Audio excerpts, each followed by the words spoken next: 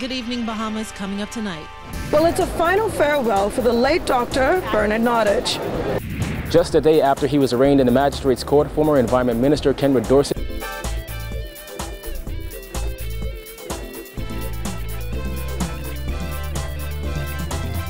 Our news is brought to you by Alive, the nation's newest and best LTE network. Good to be alive. Welcome to our news and thanks for joining us. I'm Paige McCartney. Topping news tonight, from a tearful tribute to songs of solace, the life and legacy of the late Dr. Bernard Nottage was celebrated today during an official funeral held at St. Agnes Anglican Church. It was a fitting send-off held in the heart of the community that the former Member of Parliament represented for the last decade of his life. April Sands reports. Well, family and friends gathered to give their final farewell to the late Dr. Bernard Nottage, filling up the St. Agnes Anglican Church to its capacity, even on to the outdoors of the church. And now the end is near, and so I face the final curtain. My friend, I'll state it clear. I'll state my case, of which I'm certain. I've lived a life that's full. I've traveled each and every highway, but more than this, I did it my way.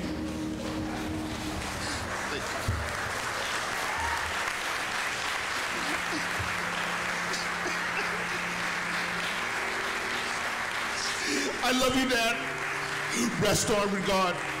You deserve everything He has for you. I know you will watch over us and our family. Be that everlasting guardian angel in our lives. We love you, and we will never, I repeat, never forget you. It was an emotional moment for the entire church. The children of Dr. Bernard Nottage were brought to tears as together they tried to summon the strength to sing the song that represents everything their father stood for, Frank Sinatra's My Way. Nottage's son ended the touching tribute with 4 words: "We love you, Daddy."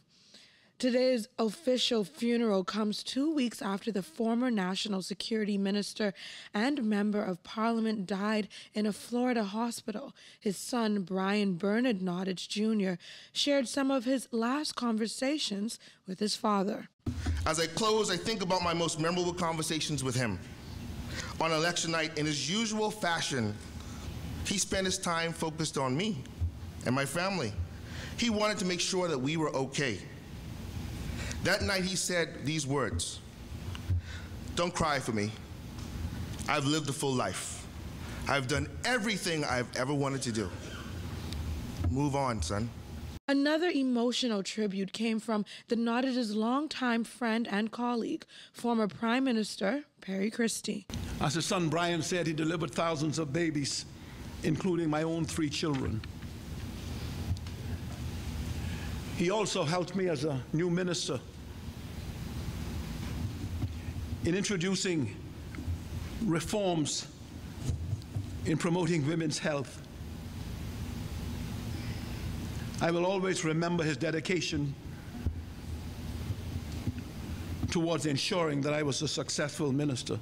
Prime Minister Hubert Minnis credits Dr. Nottage with helping him to overcome some of his highest political hurdles over the past 5 years. In December of 2016, when I was fired by my colleagues,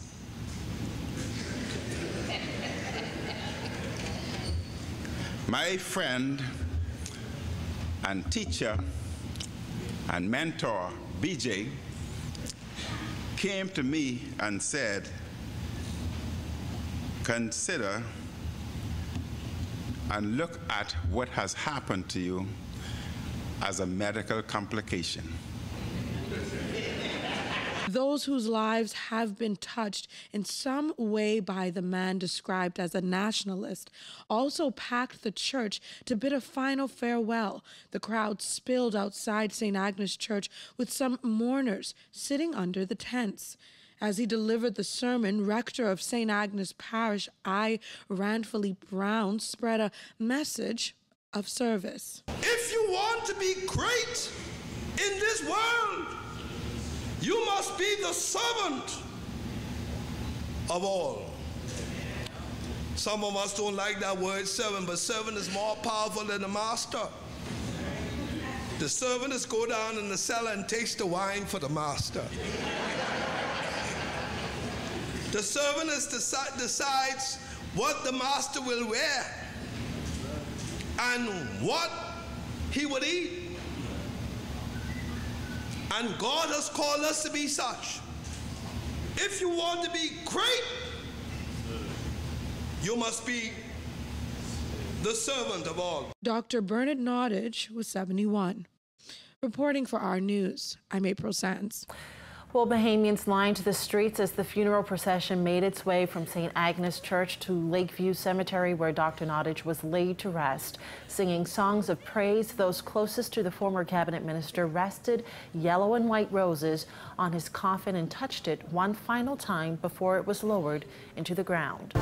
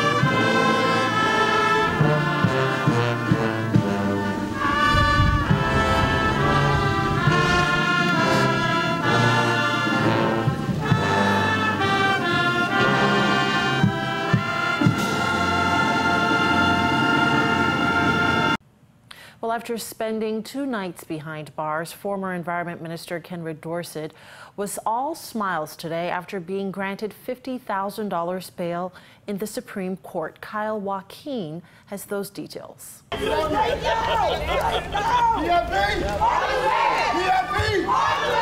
A smiling and waving Kenred Dorset emerged from the Supreme Court this afternoon, still handcuffed, but not for long. This after he was granted $50,000 bail by Supreme Court Justice Carolita Bethel.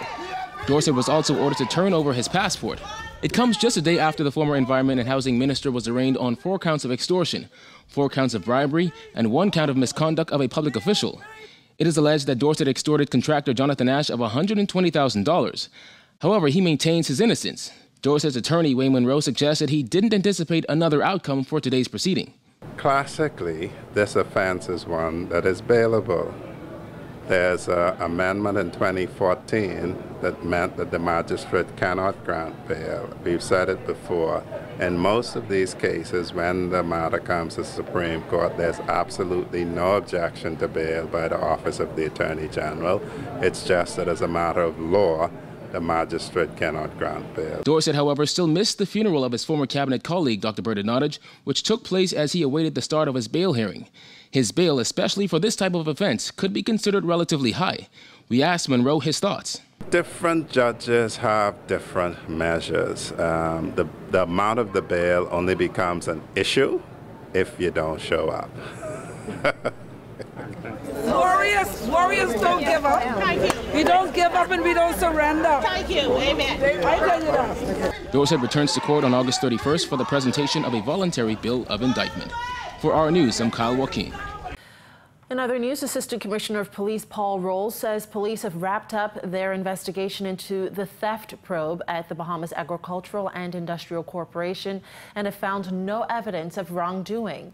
In May, former BAIC Chairman Dion Smith was arrested and released. 7 BAIC employees were also questioned and released. Police had said they were investigating a report of theft of electronic items on the night of the May 10th general election. It was a case all over the media. But now, Roll told our news team that there's no evidence of any wrongdoing by Smith or any staff of BAIC in relation to that complaint. As he mentioned, when the matter first came about, Smith's attorney Wayne Monroe said the whole thing was simply political mischief. I guess they got around to counting and saying that all the TVs were there, counting and saying that the CDU was there, discovering that, yes, Mr. Smith was chairman of BAIC at the time, so that would create some legal problems even if they weren't all there. It showed that they were over-eager then. They have stopped coming in with assault rifles, but the question is whether they're going to learn when it's exposed how they have gone wrong in this instance. Last week, police revealed the matter was turned over to the new anti-corruption unit of the Royal Bahamas Police Force for a wider investigation. ACP Roll did not say who filed the complaint. Referring to the items that were alleged to have been stolen, he said the things removed were apparently Smith's, but that others thought differently. He said police subsequently found no evidence of wrongdoing. As for Smith and the effect the whole ordeal had on his family, we asked his attorney if he had any plans of filing a lawsuit. I haven't taken instructions from him recently. I expect to take instructions from him after I have a break. Well, the Bahamas has been spending a dime while earning a nickel, leading to Moodys Investor Service placing the Bahamas on review for downgrade. That according to Bahamas Institute of Chartered Accountants President Gowan Bowe, who was a guest on the Our TV On the Record show with host Jerome Sawyer. Christina McNeil tells us more. Earlier this week, Moody's placed the Bahamas Baa3 credit rating on review of downgrade. But BICA President Gowan Bowe says he's not surprised with the Bahamas brushing up on borrowing $1 billion in 2 years. Rather, Bowe says Bahamians should be paying very close attention to the economy in much the same way Moody's is taking a closer look at the country's fiscal position. Fortunately, in the Bahamas' context, we have been borrowing for vacation. We have been borrowing for Christmas gifts, where we are leveraging our children and our grandchildren's future to cover, if you will, the fun we're having today. And that is not to say we are partying, but it is effectively saying we are spending today what our children have to pay back. According to Moody's, the Moodys administration's assessment of the economy diverged from Moody's expectation that the government's debt ratios would stabilize in fiscal 2017, supporting the Bahamas' Baa3 rating and stable outlook. We have to really stop and say, well, okay, those are our realities. We shouldn't be hiding away from where we are today. We've achieved that, and I use that tongue-in-cheek. We've gotten ourselves there. Mm-hmm. What we have to be focused on is, well, how do we demonstrate to persons we'll reverse that? In the 44 years since independence, Bowe says the Bahamas has never had a fiscal surplus, and everyone is to blame. He adds that it's clear to see why Moody's would be concerned. The government taxes its citizens and corporations, etc., roughly 22% of the country's earnings. And that's what they have to use in order to cover their operating expenses as well as their capital expenses. If I have a larger income as a country, 22% is a lot more money. Mm-hmm. If I have a contracting economy, 22% becomes a smaller number. Government debt stands at $6.5 billion. Moody's has indicated that it will confirm the country's Baa3 rating if the review finds that economic trends and government policy support a stabilization of the debt trend. Reporting for Our News, I'm Christina McNeil. Still to come on Our News, the health minister defends the government against accusations of vengeance politics. Stick with us.